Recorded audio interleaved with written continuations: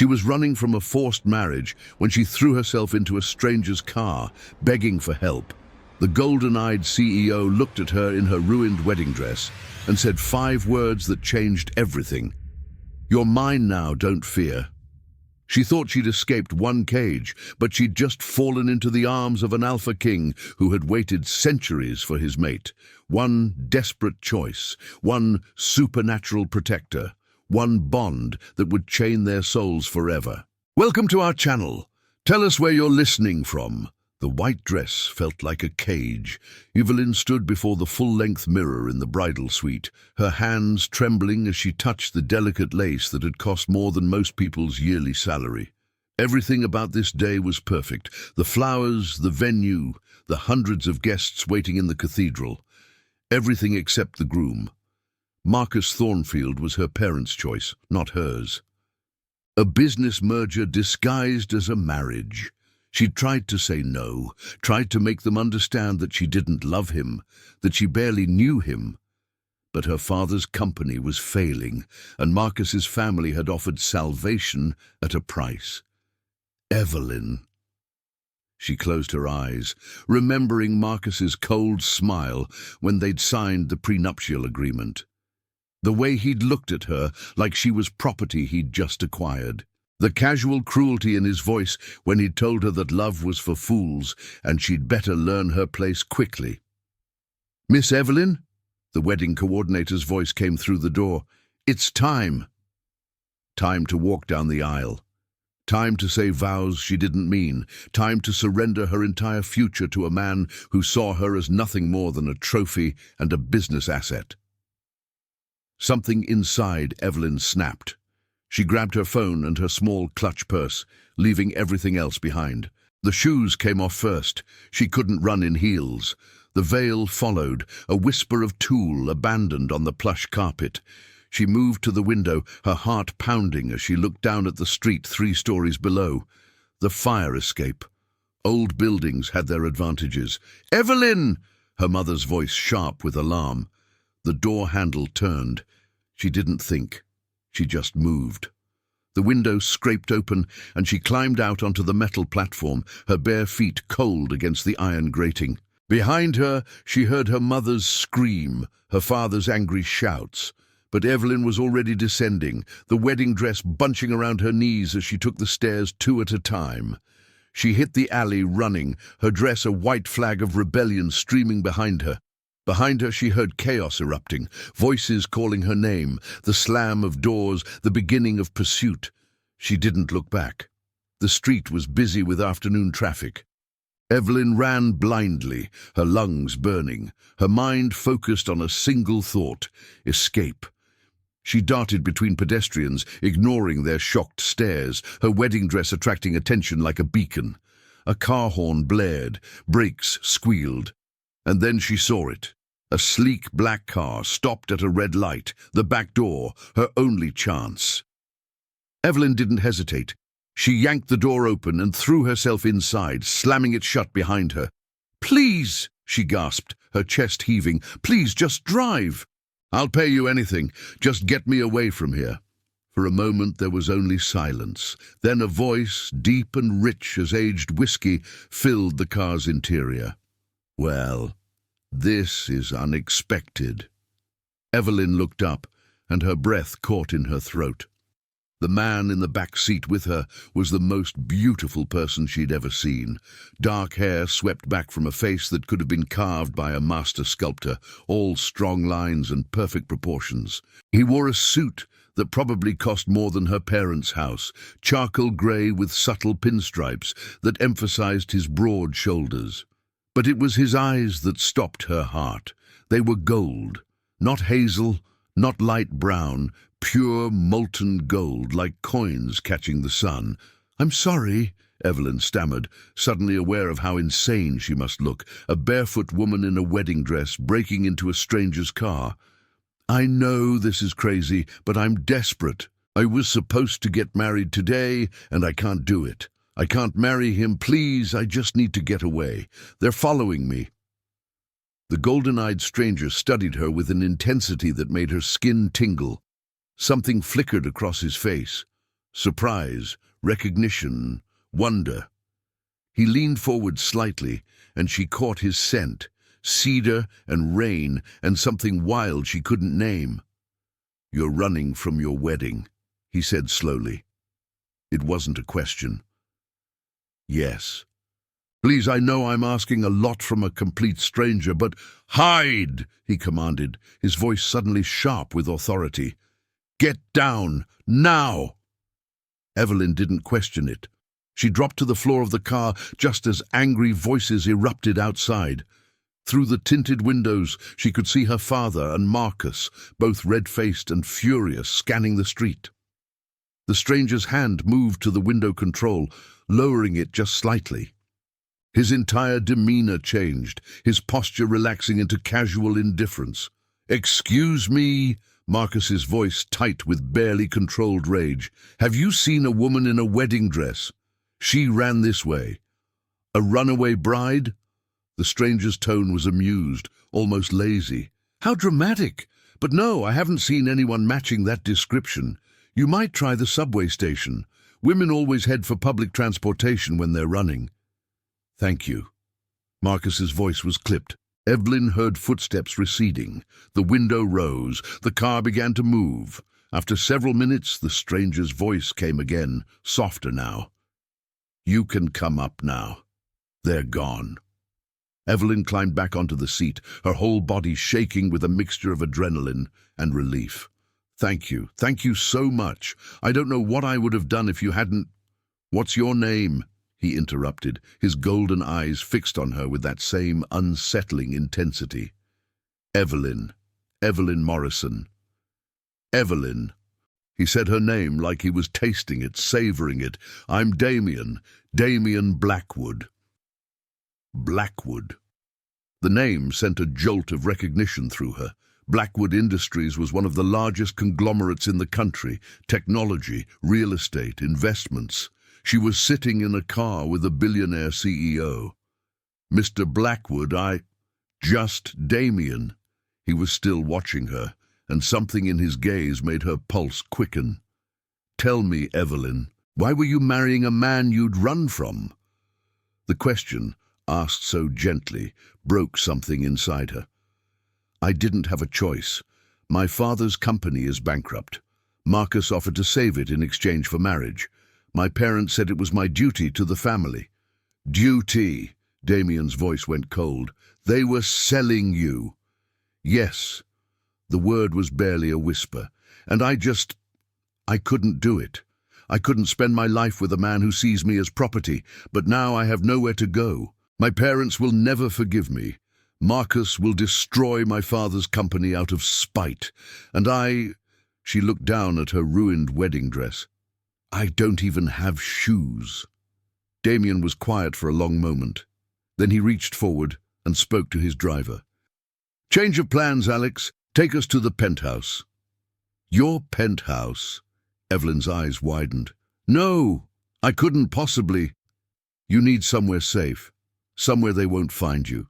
Damien's golden eyes met hers, and his next word sent a shiver down her spine. "Don't fear, Evelyn. You're mine now, and I protect what's mine." The possessiveness in his voice should have frightened her, should have sent up every red flag. But instead, Evelyn felt something warm unfurl in her chest, something that felt dangerously like hope. "I'm yours?" she repeated, confused. Damien smiled, and it was both beautiful and terrifying. "Yes, though you don't understand yet, but you will." He reached out and gently brushed a strand of hair from her face, his fingers lingering against her cheek. "From the moment you opened that door, from the moment I caught your scent, I knew. You're not leaving, Evelyn. Not now. Not ever." The car pulled up to a building that seemed to scrape the sky. Damien helped her out, not seeming to care about the stares his barefoot, wedding-dressed companion attracted. His hand on the small of her back was warm, protective, possessive. In the elevator, Evelyn finally found her voice. "Why are you helping me? You don't even know me." Damien turned to face her fully, and in the enclosed space she felt the full force of his presence. He was tall, easily over 6 feet, and she had to tilt her head back to meet those extraordinary eyes. "I'm helping you," he said quietly, "because you're my mate, my destined one, the woman I've been searching for across centuries." Evelyn laughed nervously. That's quite a line." "It's not a line." His voice was deadly serious. "It's the truth, and before this night is over, you'll understand. There are things about this world you don't know, Evelyn. Things about me." He stepped closer, and she could feel the heat radiating from his body. "I'm not entirely human, and neither, it seems, are you." The elevator doors opened before she could respond, revealing a penthouse that looked like something from a magazine. Floor-to-ceiling windows offered a panoramic view of the city. Modern furniture in shades of grey and black gave the space a masculine elegance, but Evelyn barely noticed any of it. "What do you mean I'm not entirely human?" Her voice shook. Damien guided her to a plush sofa, then moved to a bar in the corner. "Whiskey? You look like you could use it." "I don't drink." "Tonight you do." He poured 2 glasses and brought them over, pressing one into her hand. "Drink, then I'll explain." Evelyn took a sip, the liquid burning down her throat, warming her from the inside. "Okay, I'm listening." Damien settled into a chair across from her, his posture relaxed, but his eyes alert. "Have you ever felt different, Evelyn? Like there was something inside you that didn't quite fit? Dreams of running through forests, an unusual connection to the moon, senses sharper than they should be?" Her hand tightened on the glass. She had. All her life, she'd felt like there was something sleeping inside her, something wild and powerful that she didn't understand. Her parents had taken her to doctors, worried about her nightmares, her heightened senses, the way she seemed to know things before they happened. "How did you know?" she whispered. "Because I can smell it on you. Dormant wolf blood. Not strong enough to manifest without a catalyst, but there nonetheless." Damien leaned forward, his golden eyes beginning to glow. "Evelyn, I'm a werewolf, an alpha to be precise, the alpha king of the largest pack in North America, and you carry recessive wolf genes. Probably from a grandmother or great-grandmother who was part of our world." Evelyn stood up abruptly, the whiskey sloshing in her glass. "This is insane. Werewolves aren't real. They're myths, stories." "Look at me," Damien commanded, his voice carrying a weight that made her freeze. "Really look." She turned and gasped. His eyes were fully glowing now, bright gold that seemed to illuminate the dim room. As she watched, his canine teeth elongated slightly, his nails darkening to claws. The air around him seemed to shimmer with power. Then, as quickly as it had appeared, the change reversed. He was just a man again, an impossibly beautiful man with an impossible story. "It's real," he said softly. "All of it. And you walked into my car today because fate knew what you needed. Protection, belonging, a true mate bond, not a cold business transaction." Evelyn sank back onto the sofa, her mind reeling. This can't be happening, but it is. Damien moved to sit beside her, careful not to crowd her. "I know it's overwhelming. I know you have no reason to trust me. But Evelyn, from the moment you entered my car, I felt it. The mate bond. It's the most sacred thing in our world, a connection between 2 souls that transcends time and reason. I've lived for 247 years waiting for you." 200. Evelyn's voice failed her. "I was born in 1779. Turned at 25 during a war I don't like to remember. I've built an empire, led my pack, searched the world. And today, a desperate woman in a wedding dress threw herself into my car and changed everything." Evelyn looked down at her ruined dress, at her bare feet, at the whiskey trembling in her hand. Her entire world had shattered in the span of a few hours. Her wedding, her escape, and now This. I don't know what to say, she admitted. Say you'll stay, at least for tonight. Let me keep you safe while you figure out your next move. Damien's hand covered hers, warm and strong. I won't force anything on you. The mate bond is a gift, not a chain. But I won't let them take you back to that man either. Evelyn met his golden eyes and saw sincerity there, and something deeper. A loneliness that matched her own. A hunger not for her body, but for connection, for understanding, for someone who could see him, truly see him, and not flinch away. Okay, she whispered. I'll stay, for tonight. Damien's smile was radiant. Good. Let's get you out of that dress and into something more comfortable. Then we'll talk. Really talk. And I'll show you that the monsters aren't always the ones with claws. He stood and offered his hand.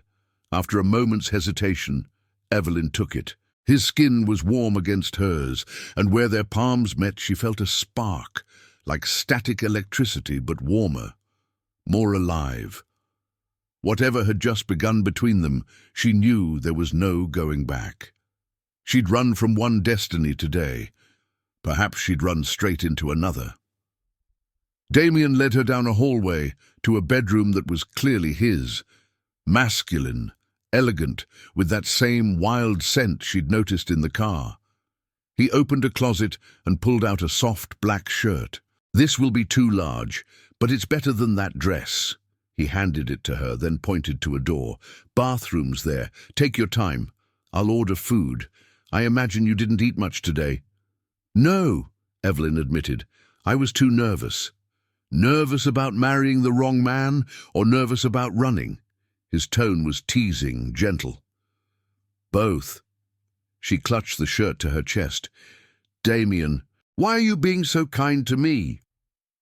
He stepped closer, and she inhaled sharply as he lifted a hand to cup her cheek.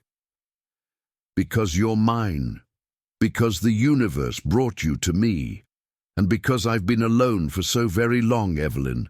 I never thought I'd find you, but here you are, fierce enough to run from a life you didn't want, brave enough to trust a stranger. His thumb brushed across her cheekbone. You're extraordinary, and I intend to prove to you that you deserve a love that sets you free, not locks you away. Tears pricked Evelyn's eyes. I don't even know you. Then we'll learn each other, one moment at a time. He stepped back, giving her space. Go. Get comfortable. I'll be in the kitchen. Evelyn retreated to the bathroom, closing the door behind her. For a long moment, she just stared at herself in the mirror. Her makeup was smudged, her carefully styled hair falling in tangles around her shoulders. She looked like a disaster, but her eyes were brighter than she'd ever seen them. Alive, awake. She peeled off the wedding dress, letting it pool on the floor like shed skin. The shirt Damien had given her fell to mid-thigh, soft and worn and smelling of cedar and rain. She washed her face, ran her fingers through her hair, and took a deep breath. When she emerged, she found Damien in a state-of-the-art kitchen, his suit jacket discarded, sleeves rolled up to reveal muscular forearms. He looked up as she entered and went very still. You look better in my clothes than I do, he said, his voice rough. Evelyn blushed. I'm sure that's not true. Trust me, it is. He gestured to the counter, where Chinese takeout containers were spread out. I wasn't sure what you liked, so I ordered variety. Come, eat. They ate in surprisingly comfortable silence, though Evelyn caught Damien watching her with that intense golden gaze. Finally, she set down her chopsticks. Tell me about your world, she said. If I'm part of it, I need to understand. Damien nodded, pushing his own food aside. Werewolves have existed for millennia, living in secret alongside humans. We're organized into packs, each led by an alpha. I'm the Alpha King, which means I lead not just one pack, but hundreds. We have laws, territories, alliances. We protect our secret because humans fear what they don't understand. And the mate bond? Evelyn asked quietly. It's our most sacred gift. Every wolf has one true mate, one soul that calls to theirs. When we meet them, we know instantly. The bond can be felt even before it's fully formed. A pull, a recognition, a sense of rightness. His eyes found hers. What I felt when you entered my car was like lightning striking. After 2 centuries of waiting, I'd nearly given up hope, but the universe rewards patience. What if I don't feel it? The question hurt to ask, but Evelyn had to know. What if you're wrong? Damien smiled, sad but understanding. The bond works differently for dormant wolves. You feel the pull, but you might not understand it yet. Tell me, Evelyn, when I touched you, what did you feel? She thought about the spark, the warmth, the inexplicable sense of safety. Electricity, heat, like something inside me recognized you. That's the bond beginning. It will grow stronger as we spend time together, and if you choose to accept it, if you choose to let me claim you as my mate, your dormant wolf blood will awaken. You'll transform. You'll become whole. And if I say no? Damien's expression grew serious. Then I'll respect your choice. I'll help you start a new life somewhere safe. I'll give you money, resources, protection from your family and that man. And I'll live with the pain of losing my mate, because your happiness matters more than my own. The sincerity in his voice made Evelyn's chest tighten. You'd do that, even though you've waited centuries? Love isn't about possession, Evelyn. It's about choice, about freedom, about wanting someone's happiness even at the cost of your own. He reached across the counter and took her hand. I want you to choose me. I want it more than I've wanted anything in my long life. But I want you to choose freely, without coercion or desperation. Evelyn looked down at their joined hands. His was so much larger than hers, strong and warm and steady. I don't know if I believe in fate or destiny, but I know that when I got in your car today, something inside me whispered finally, like I'd been searching for something without knowing it, and suddenly there you were. Damien's breath hitched. Evelyn, I'm terrified, she admitted. Everything I thought I knew about the world just shattered. But I'm also excited, curious. For the first time in years, I feel like I have choices, like I'm not just a piece on someone else's chessboard. You're not a piece, Damien said fiercely. You're the queen, powerful and precious beyond measure, and I'll spend every day proving that to you. They talked for hours, Damien sharing stories of his long life, the pack he'd built, the world he navigated. Evelyn shared her own story, a childhood feeling different, parents who loved her but never understood her, a life of trying to fit into boxes that felt too small. It was nearly midnight when Evelyn yawned, exhaustion finally catching up with the day's adrenaline. You need sleep, Damien said immediately. Take my bed. I'll sleep on the couch. I can't take your bed. You can and you will. Tomorrow we'll figure out the next steps. For tonight, just rest. You're safe here, Evelyn. I promise. Too tired to argue, Evelyn let him lead her back to the bedroom. He brought her water, found her a new toothbrush, and hovered in the doorway like he couldn't quite bring himself to leave. Damien, she called as he turned to go. Yes? Thank you. For everything. For saving me. For not thinking I'm crazy. He smiled, and in the dim light, his eyes seemed to glow faintly. Get some sleep, my brave runaway bride. Tomorrow is a new beginning. When the door closed behind him, Evelyn crawled into his bed, surrounded by his scent. She should have been uncomfortable sleeping in a stranger's home, in a stranger's bed, but instead she felt safer than she had in years. As she drifted off to sleep, she swore she heard a wolf's howl in the distance, and deep inside her chest, something answered. The next morning, Evelyn woke to sunlight streaming through floor-to-ceiling windows and the smell of coffee. For a moment she was disoriented, unsure where she was. Then memory flooded back. The wedding, the escape, Damien, werewolves. She sat up slowly, half expecting to discover the previous day had been a dream. But the black shirt she wore was real, as was the unfamiliar luxury of the bedroom around her. It had all happened. She found Damien on the balcony, coffee in hand, staring out at the city. He'd changed into dark jeans and a simple grey t-shirt that showed off his impressive physique. He looked younger in casual clothes, though she knew that was an illusion. "Good morning," she said softly. He turned, and his face lit up with a smile that made her heart skip. "Good morning. Coffee?" "Please." He poured her a cup, and they stood side by side, watching the city wake up.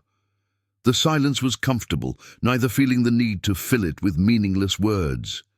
Finally, Evelyn spoke. "What happens now?" "Now," Damien said carefully, "we deal with the aftermath. Your family will be looking for you. Marcus will be furious. They'll probably try to track your phone." Evelyn pulled out her phone, surprised to see dozens of missed calls and texts. Most were from her parents, ranging from worried to angry, but there were also several from Marcus, each one more threatening than the last. Damien read over her shoulder, and she felt him tense. He's dangerous. He's just angry. His pride is hurt. "No." Damien's voice was hard. "He's threatening you. Look at that message. You'll regret this. I'll make sure you have nothing, no one." "That's not anger, Evelyn. That's a promise of retribution." Fear prickled down Evelyn's spine. She'd been so focused on escaping the wedding she hadn't thought about what came after. "My parents. He could really destroy my father's company." "He could try, but he won't succeed." Damien took her phone and turned it off. "I'm going to make some calls. By this afternoon, your father's company will be stable, better than stable, and Marcus Thornfield will understand that you're under my protection now."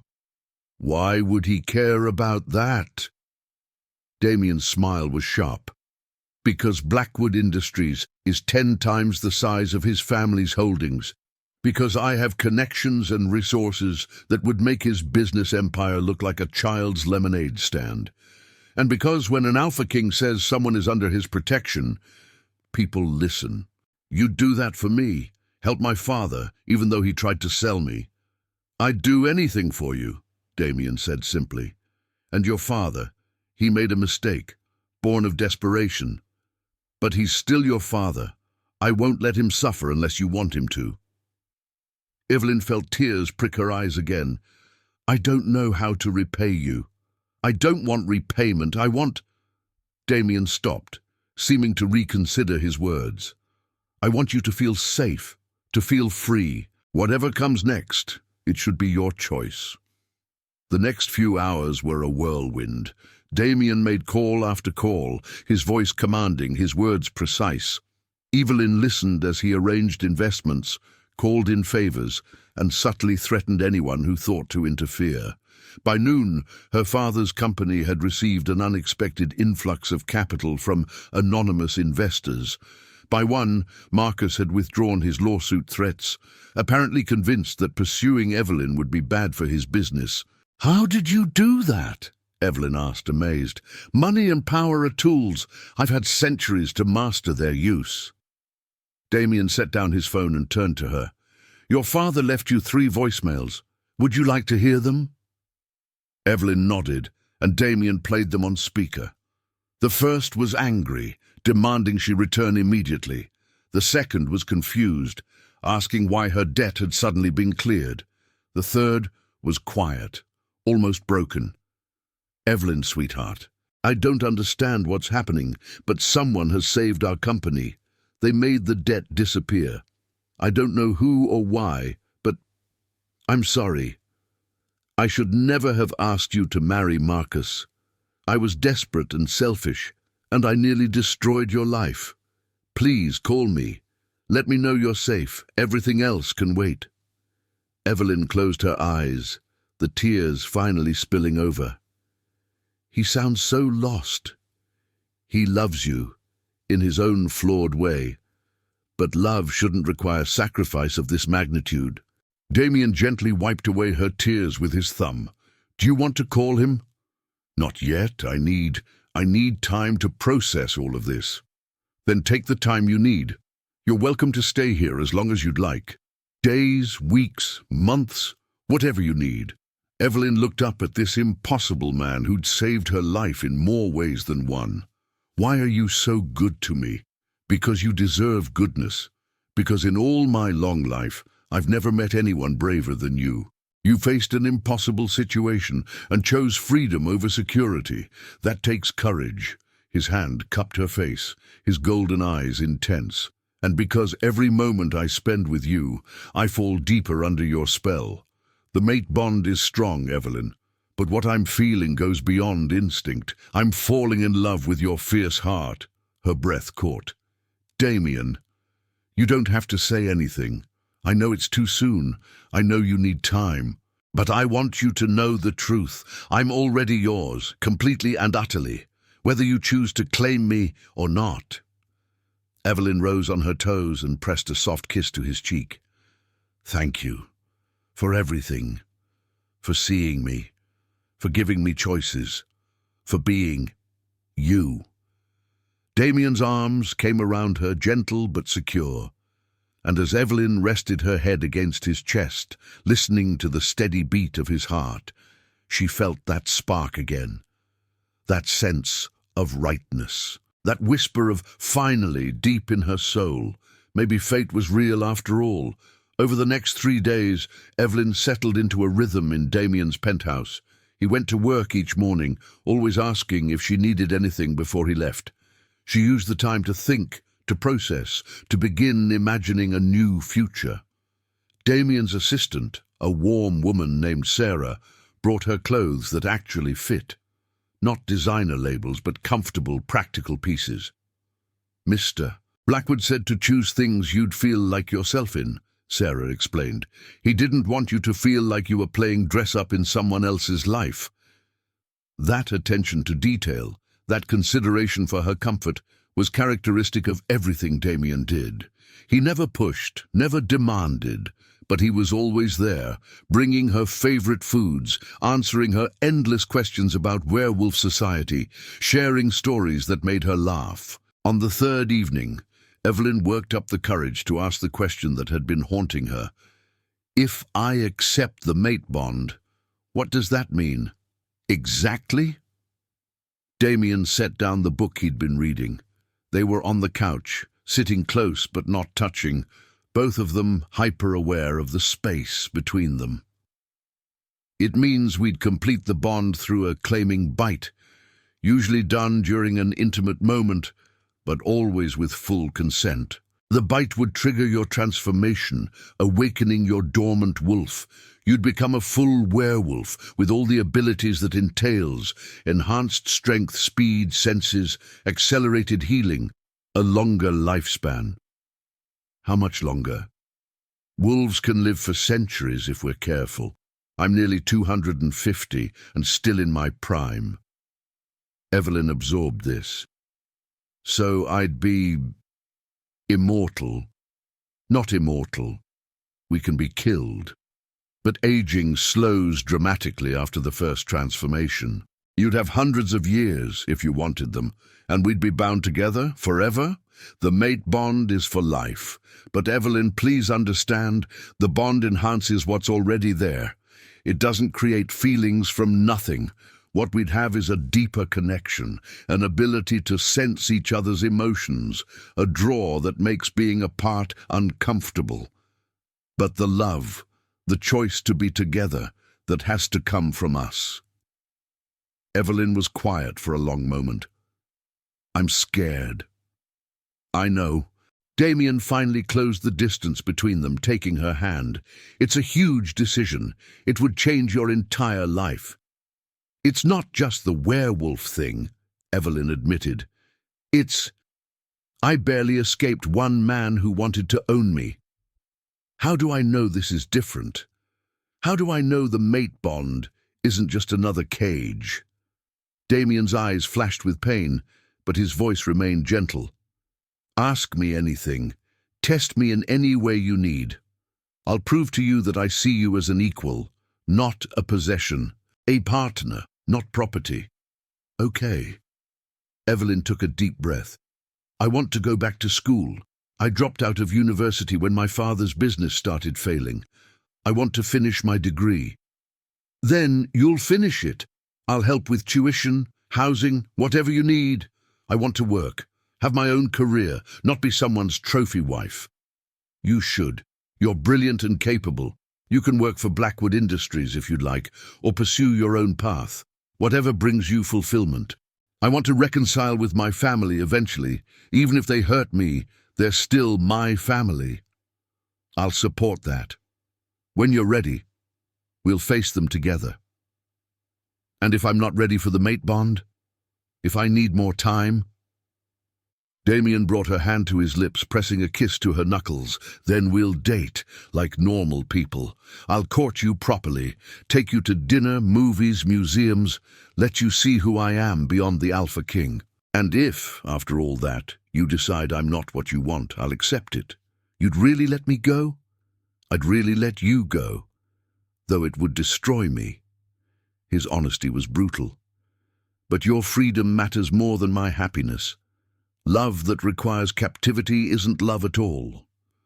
Evelyn looked into his golden eyes and saw the truth there, saw the man beneath the power, saw someone who'd been alone for so long he'd forgotten what it felt like to hope. I'm not saying no, she whispered. I'm just saying not yet. I need to find myself before I can give myself to someone else. Then that's what we'll do. Damien's smile was tinged with sadness, but also with respect. We'll take it one day at a time. No pressure, no expectations. Just us, learning each other.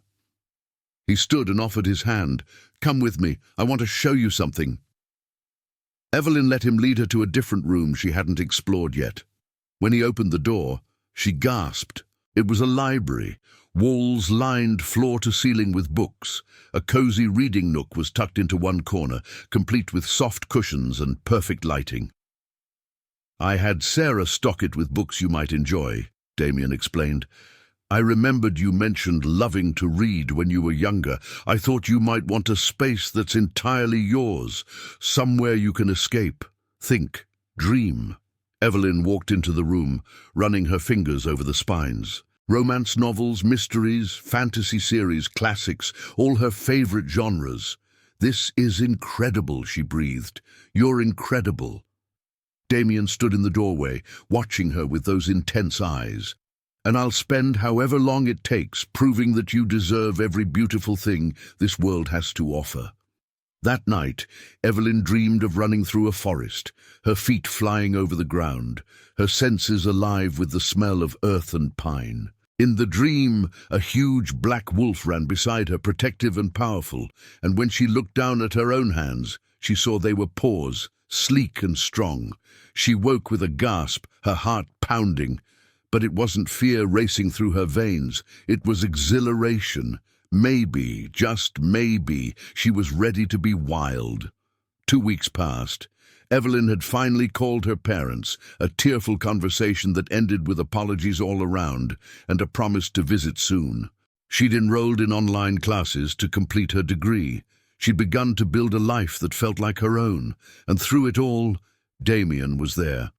Not hovering, not controlling, but present, supportive, real. They fell into patterns, morning coffee together, evenings curled up reading or talking. Damien told her about pack politics, showed her pictures of his territory in the mountains. Evelyn shared her dreams of becoming a therapist, of helping others who felt trapped by circumstance. You'll be amazing at that, Damien said one evening. You have a gift for seeing people, really seeing them, for understanding pain. I learned from the best. She bumped her shoulder against his. You saw me when I was running. Not just a desperate woman in a wedding dress, but someone worth saving. You've always been worth saving. You just needed to see it yourself. It was the small moments that got to Evelyn. The way Damien always remembered her coffee order, how he'd leave little notes when he left for work. "Have a beautiful day, my brave one." The way his face lit up when she laughed, how he'd sit with her during hard moments without trying to fix everything, just offering his steady presence. One evening, Damien came home looking troubled. Evelyn knew him well enough now to recognize the tension in his shoulders. "What's wrong?" she asked. He sighed, sinking onto the couch beside her. "Pack business. There's been a challenge to my authority. An alpha from the Western Territories thinks I've gone soft, focusing too much on human matters instead of pack concerns. Because of me? Because of several things. But yes, partially because I've been spending time with you instead of attending to every minor pack dispute." He ran a hand through his hair. "He's demanding a formal challenge, a fight." Fear gripped Evelyn's heart. Is it dangerous? It can be. Challenges are usually fought until one party submits. But this alpha, Garrett, he's young and ambitious. He might not stop at submission. Then don't fight him. Find another way. Damien smiled sadly. "I have to. If I refuse, I lose the respect of the packs. Everything I've built would crumble. But Evelyn, I need you to know, if something happens to me, Sarah has instructions. You'll be taken care of. Your education, your family, everything." "Stop." Evelyn's voice shook. "Stop talking like you're not going to win. I'm 2 centuries old and one of the strongest alphas alive. I'll probably be fine, but I need to say this just in case. These past few weeks with you have been the happiest of my long life. You've given me hope, laughter, purpose. Whatever happens, know that you saved me just as much as I saved you." Evelyn threw her arms around him, holding him tight. "You have to win. You have to come back to me." "Is that a command from my mate?" he teased, but his voice was rough with emotion. "It's a plea from someone who's falling in love with you." Damien went very still. "Evelyn," she pulled back, meeting his golden eyes. "I was afraid to say it, afraid to admit it even to myself. But watching you leave for a fight, possibly to die, I can't keep pretending. I love you, Damien. I love your kindness and your strength. I love the way you see me. I love the man you are beneath the power and the age and the money. Just you." Damien's hand cupped her face, his eyes searching hers. "Are you sure?" "Yes, I'm sure. And when you win this fight, because you will win, I want to complete the mate bond. I want to be yours, fully, completely, forever." The kiss that followed was like lightning and honey, fierce and sweet. Damien's arms banded around her, holding her like she was precious, like she was everything, and Evelyn kissed him back, pouring all her love and fear and hope into the contact. When they finally broke apart, both breathless, Damien rested his forehead against hers. "I'll win," he promised. "I'll come back to you. And then I'll spend the rest of our very long lives proving that you made the right choice." "I know I did. I've known since the moment I opened your car door and saw those golden eyes. I just needed time to admit it."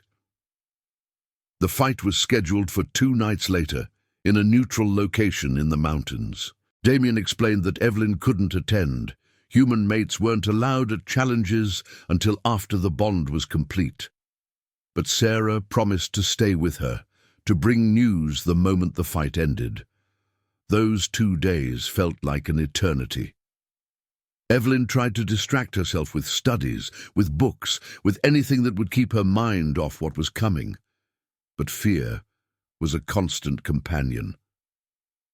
The night of the fight, she paced Damien's penthouse like a caged animal. Sarah sat quietly, her phone in hand, waiting for the call. "Tell me about him," Evelyn said finally. "Tell me about the Damien you know."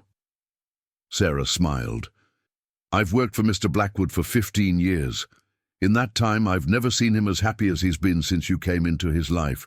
He's always been a good alpha, fair and strong, but he was also lonely, carrying the weight of leadership alone for so long. She looked at Evelyn with warm eyes. You gave him something to live for beyond duty. You gave him joy. He gave me freedom, Evelyn whispered. He saw me as a person, not a transaction. He let me choose. That's who he is. Someone who values freedom above all else because he's seen what happens when it's taken away. Hours passed. Midnight came and went. Evelyn's nerves were stretched to breaking when Sarah's phone finally rang. Yes? Sarah's voice was tense. Then her face broke into a relieved smile. Thank God. Yes, I'll tell her. She hung up and turned to Evelyn. He won. Garrett submitted. Damien's coming home. Evelyn collapsed onto the couch, tears of relief streaming down her face. He was alive. He was safe. He was coming home to her. When Damien walked through the door an hour later, Evelyn launched herself at him.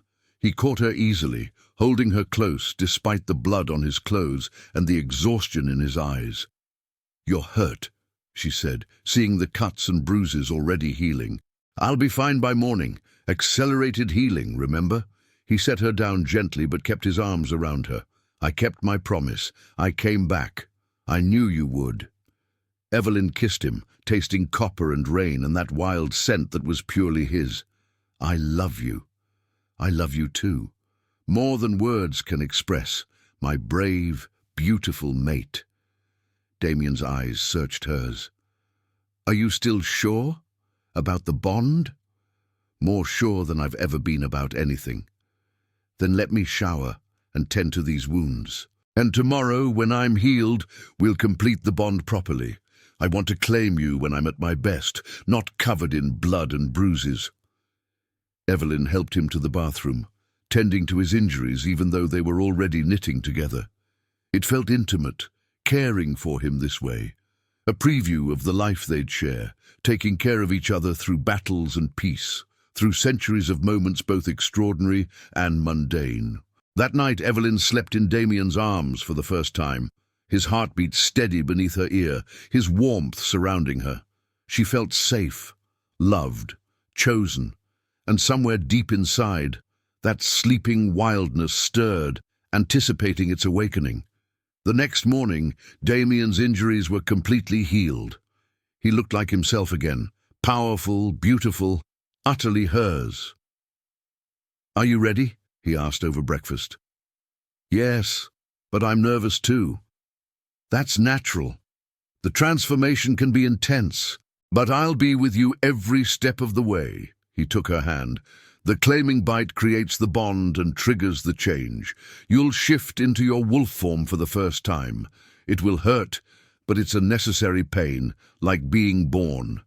And after, you'll be stronger, faster, your senses will be incredible. You'll be able to shift at will, communicate with other wolves, and you'll feel our bond like a golden thread connecting our souls. Evelyn squeezed his hand. I'm ready. Show me. Damien led her to the bedroom, and what followed was both the most intimate and the most profound experience of Evelyn's life.